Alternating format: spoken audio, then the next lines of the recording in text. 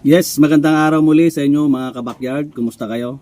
So, andito tayo muli si GG Official TV para pag-usapan muli itong ating isang topic kung saan may nagre-request sa atin na i-review uli natin at ituro uli natin kung paano gamitin itong Texas Combat mga idol. So, itong Texas Combat mga idol ay matagal na to, 1953. So, napakatagal na ginawa ito, produkto na ito para sa ating mga hilig, no? Para sa ating mga alaga. So, ang main purpose nito mga kabakyard, so pasensya na may tumaan. Ang main purpose nito mga kabakyard, itong supplement na ito ay vitamins na ito ay para dagdagan yung tapang ng ating alaga, no?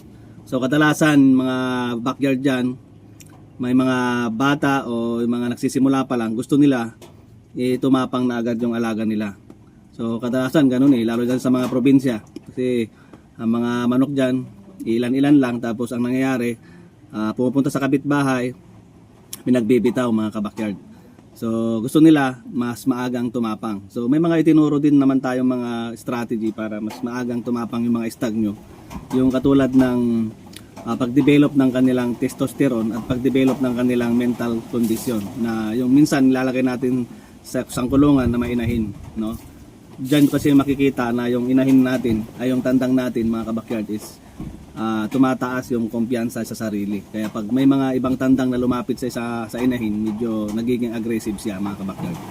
So itong Texas Combat mga kabakyard is maganda at nasubukan ko na rin mga kabakyard. At i-plot natin sa screen, andyan naman sa screen yan. Wala tayong sample na hawak ngayon. Ito lang po yung ating ipapakita. So yan po yan.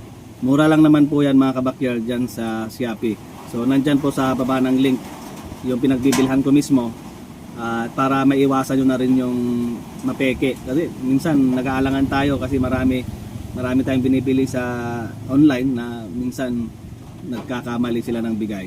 So tignan nyo muna yung i-review nyo muna kung marami na bang bumili dito. Yan. So ito mas nasa 1,000 plus na po or 2,000 plus na yung mga bumili dito.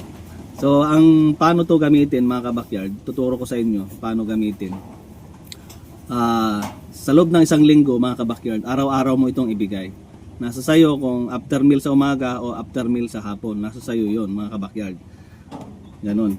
So basta diretso po siya na 1 week. So ibig sabihin 7 days po ninyo bibigyan ng Texas Combat multivitamins ang inyong alaga araw-araw.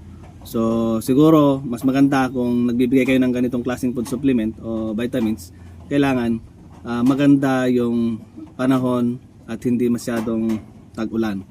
Kasi pagkaganon kasi ang mga panahon mga kabakyard, na stress din yung ating alaga. So kailangan tignan nyo yung panahon, kung maganda ang panahon, doon gawin nyo yun. 1 week nyong bibigyan ng Texas Combat. So yun lang mga kabakyard, titignan nyo after 1 week na ginawa nyo yun, itigil nyo ng 1 week. Ibig sabihin sa isang buwan mga kabakyard, 2 linggo lang ninyo bibigyan ng Texas Combat yung alaga nyo. So dapat masundan nyo, itigil nyo ng 7 araw din. 7 araw nyo siyang papainumin ng ganon, Texas Combat, tapos 7 araw nyo rin hindi bibigyan. So yun po yung indication ng ating vitamins na topic ngayon. So yun mga kabakyard, kung nagustuhan mo yung ganitong uri ng usapan, is pwede po kayo mag-subscribe sa aking channel. Pindutin lamang po yung subscribe button kung bago ka sa aking channel, para masundan mo ako sa lahat ng mga topic na pinag-uusapan natin. At saka mag-iwan po kayo ng bakas o comment, magtanong kayo dyan para magkaroon tayo ng mga topic o pag-uusapan tungkol sa mga hilig natin. Excuse me, sa mga veterano at sa mga magagaling na dyan, pwede nyo na pong i-skip yung video na to, at ito ay para lamang po sa mga baguhan. Kasi kadalasan yung mga baguhan mga kabakyard is wala talaga silang idea kung paano nila patapangin yung kanilang alagang manok. So yun mga kabakyard, may bumili. So bago tayo magtapos mga kabakyard, gusto ko lang din i-share sa inyo yung Facebook account natin, Facebook page natin. Ito po si Kuya Greggy. So, meron po akong ibibigay sa inyo ng mga inahin na medyo maliliit pa na inahin mga kabakyard. Pero gagawin natin ito, iraraffle natin mga kabakyard. So, ililista ko po kung sino yung magpapalista.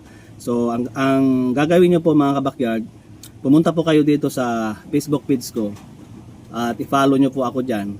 Then meron po akong post dyan, yung pinakahuling post. Mag-comment lamang po kayo doon.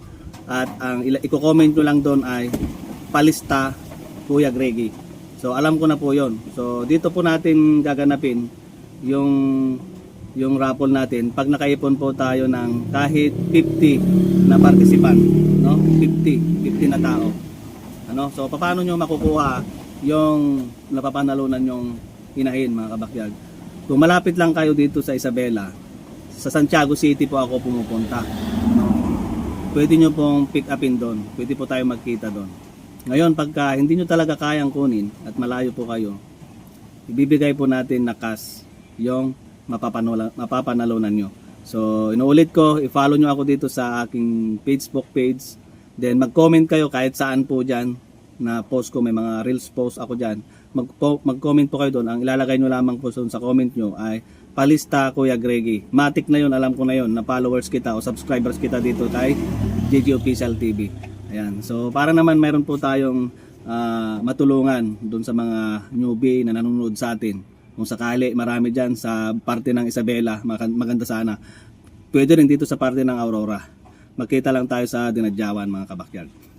So yun lang siguro, mga kabakyard, at magandang araw muli sa inyo. Kung araw man na napapanood ito, magandang araw. Kung gabi, magandang gabi. At inuulit ko, mga kabakyard, follow nyo lang ako doon sa page natin para makapag-usap tayo. Pwede nyo akong i-PM kung ano yung mga tanong nyo.